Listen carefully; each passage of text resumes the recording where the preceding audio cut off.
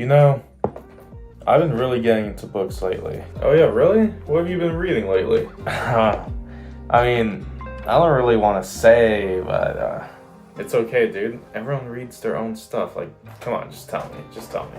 I mean, fine, here. TikTok. Fuck it, guess we both ain't shit. Dude, what? These are just TikToks about people talking about threesomes.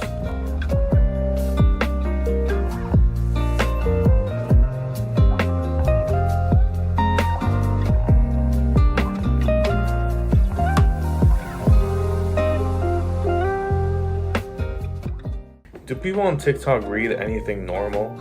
After my previous video about booktok, where I review the book about a woman and a bee alien, I like the way you kiss me. I can tell you miss me. I can tell it this. booktok was constantly at the back of my mind, urging me to look again. I've scrolled hours, minutes, through booktok to try to find a semblance of a book, but they always just need to shove a little bit of breathing facility with an alien race, but he's still better than my ex. Fuck you, Chad. You suck! I know this because I thought I found an intriguing book off of booktok for once. Interesting plot, probably the most Mary Sue character ever written, but I was enjoying it. It was a pretty good read, up until like 3/4 of the way through, and then the author must have sat down and realized, oh no one's going to read this on booktok unless I add consensual sex, but there's a power imbalance and it feels very weird.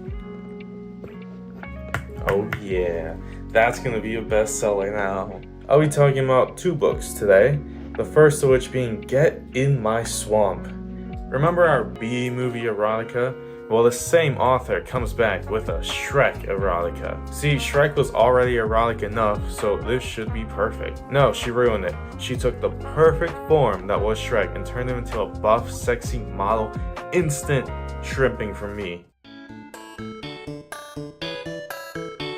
When Leona stumbles upon Beck, the ogre's trap, and becomes his prisoner, she's determined to get away, but it doesn't take long for things to start heating up between the two. Beck is trying to protect her, and Leona can't help her body's reaction to the buff green monster. The lines between captive and captor become blurry, and the passion becomes a raging fire none of them can put out. She fucks the ogre. He owns his own home, waterfront, property, swamp, he cooks, is involved in his community, and has a dick that just don't quit. What more could a girl want? Ladies, if he's not like this, don't even bother. She also just loves writing and cheating. In the B-movie erotica, both parties were cheating, and here we have it again. Leona cheats on her partner with an ogre, but it cancels out because her fiance cheats on her with his half-sister. Well, this has just dashed my hopes of a good Shrek erotica. I mean, there's always the movies after all. How about we cleanse our palates a little bit with, what is it? Bestiality. The Enumclaw horse sex case was a series of incidents in 2005 involving Kenneth D. Pinion, an engineer who worked for Boeing and resided in Gig Harbor, Washington. After engaging in multiple occasions of bestiality over an unknown span of time, Pinion received fatal internal injuries in one such instance. Pinion was filmed being anally penetrated by a horse named Big Dick. During this incident, Pinion sustained internal injuries, including a perforated colon.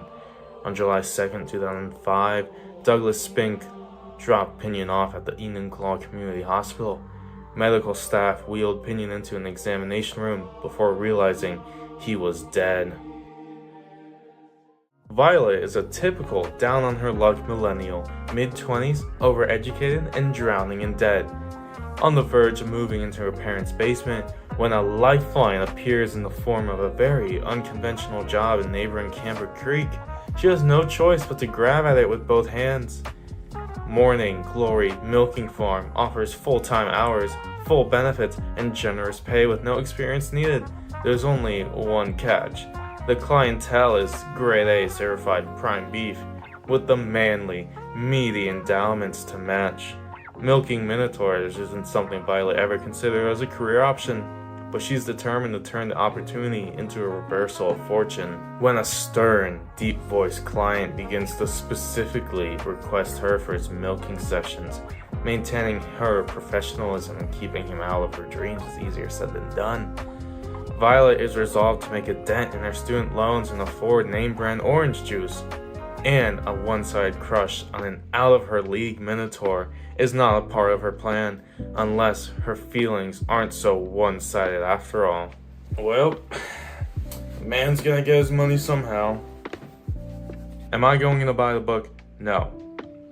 Thankfully, Goodreads is a gift from above, and lets me see what readers have to say. We'll get to follow this user's whole thought process. Although, I don't think I've ever read anything as thoroughly described as his penis. The handjob scenes were narrated so sensually, with such precision, and oh, how delicately detailed. The descriptions of his cock were downright beautiful, almost had me shed a tear. Alright, let me open up a window because I need some fresh air. I need some sunlight after all this horse cock. The backward drag of him pulling out made her throat stick, and then he was pushing back in, further than he'd gone before, and Violet was positive she felt it pressing into her spine. Do I need to remind you what happened in Enumclaw? Come on.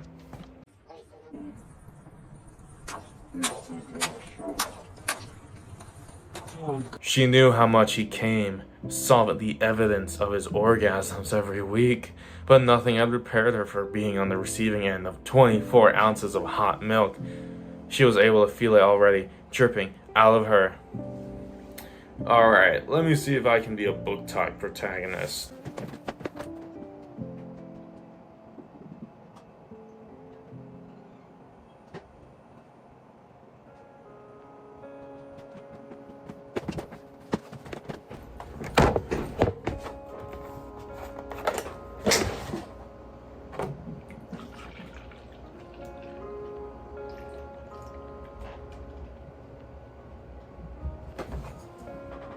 Come on, this isn't even that much.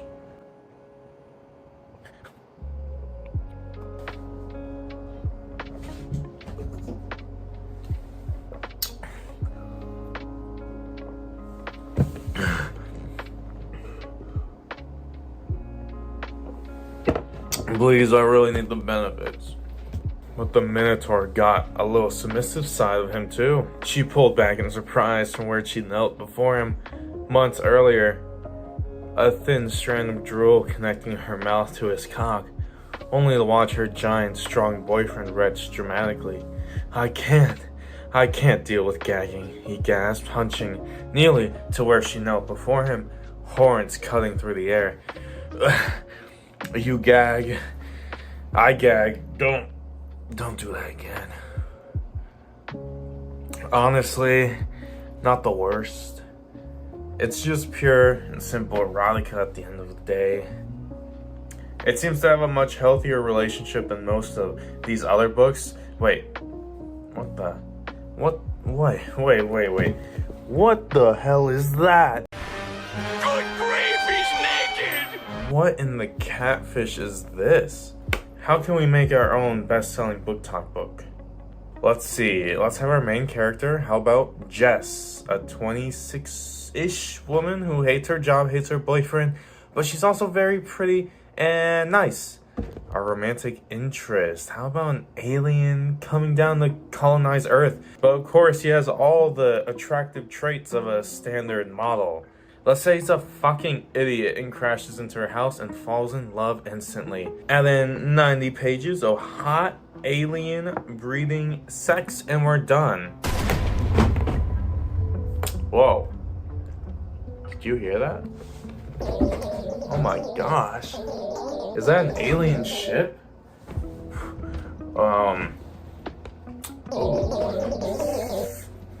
Okay, I'll be right back, guys. I just need to check on something.